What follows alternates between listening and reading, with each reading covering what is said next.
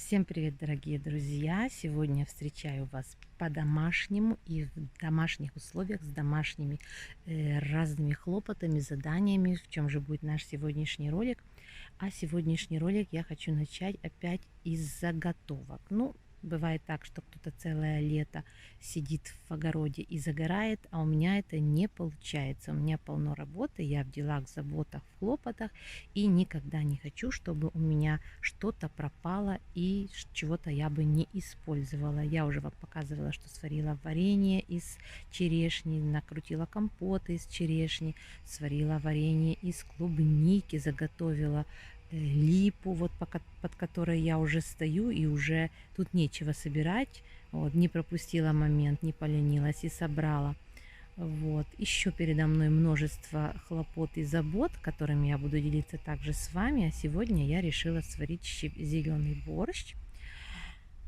Но смотрю, что щавеля у меня много, он растет очень интенсивно. Места в морозилке, чтобы его порезать и заморозить, у меня, к сожалению, нету. Поэтому ищу новые способы, чтобы этот щавель не пропал. А зимой, вы знаете, как зимой хочется чего-то весеннего или летнего. И такой зеленый борщ – это очень классная идея. И уверяю вас, это будет не последний ролик в этом сезоне. Поэтому кому интересны такие вот лайфхаки, такие интересные, ну как интересные, ну обычные дела по хозяйству, то, что, ну, чтобы заготовить витамины на зиму и чтобы ничего не пропало, а зимой нам пригодилось, поэтому заглядывайте на мой канал.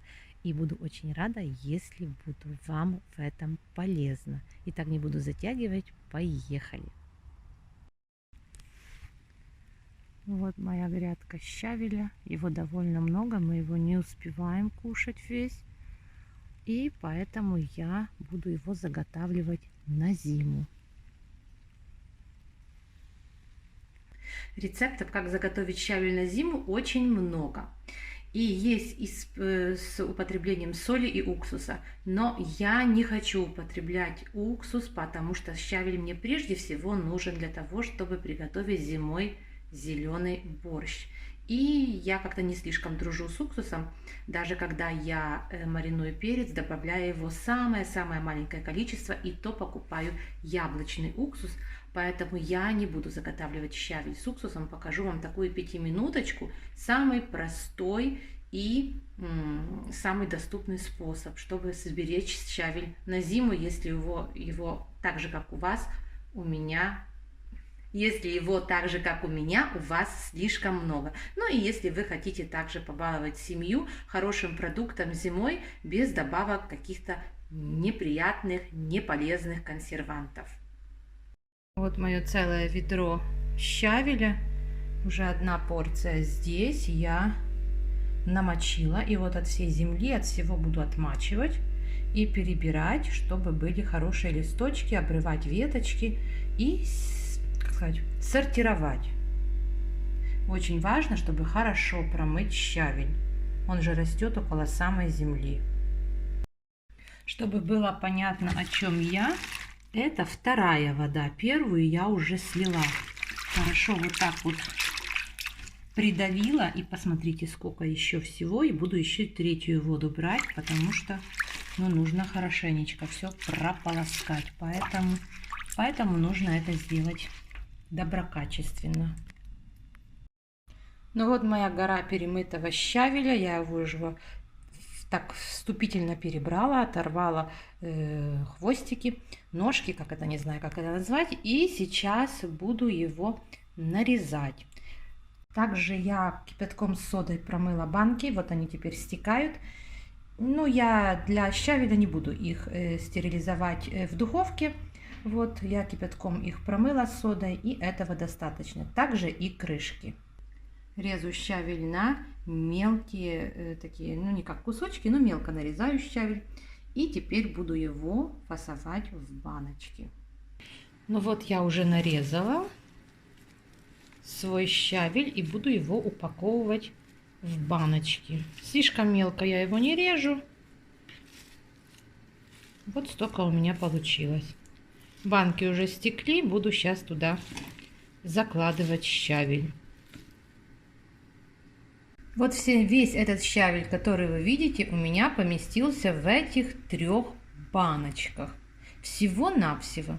Я всегда готовлю большие кастрюли супа, так что мне как раз это количество будет нормально. Поэтому вы смотрите, как вы готовите суп, в каких кастрюльках, значит, в таких баночках вам нужно расфасовывать щавель.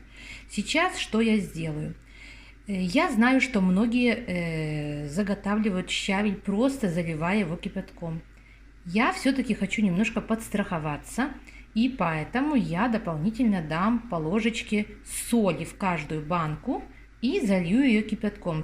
Хотя щавель выделяет щавелевую кислоту, которая сама по себе является консервантом, но я все-таки еще, как сказать, подстрахуюсь. Соль тоже, как сказать, консервирует, а когда я варю суп, я все-таки добавляю соль.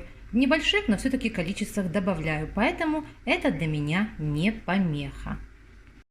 Вот так. И сейчас баночку я до краев залью кипяточком, закрою крышками и затем буду пастеризовать в горячей воде, как это я всегда делаю с консервациями. Все вам покажу. Вот залила первую банку, щавель мгновенно поменял свой цвет. Заливаю вторую.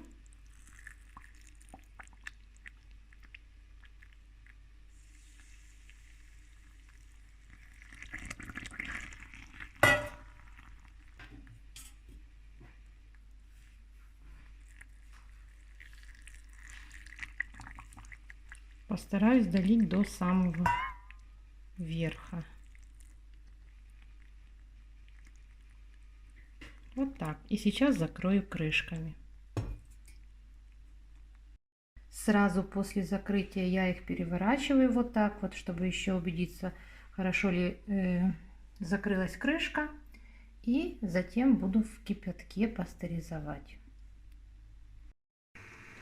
Вот так в горячей воде. Обязательно на дно я кладу тряпочку, чтобы баночки не стояли на дне без всякой прослойки. Вот там у меня есть тряпочка. И вот так 15-20 минут я пастеризую банки. И затем уже выставляю, охлаждаю и на всю зиму. Приятного аппетита!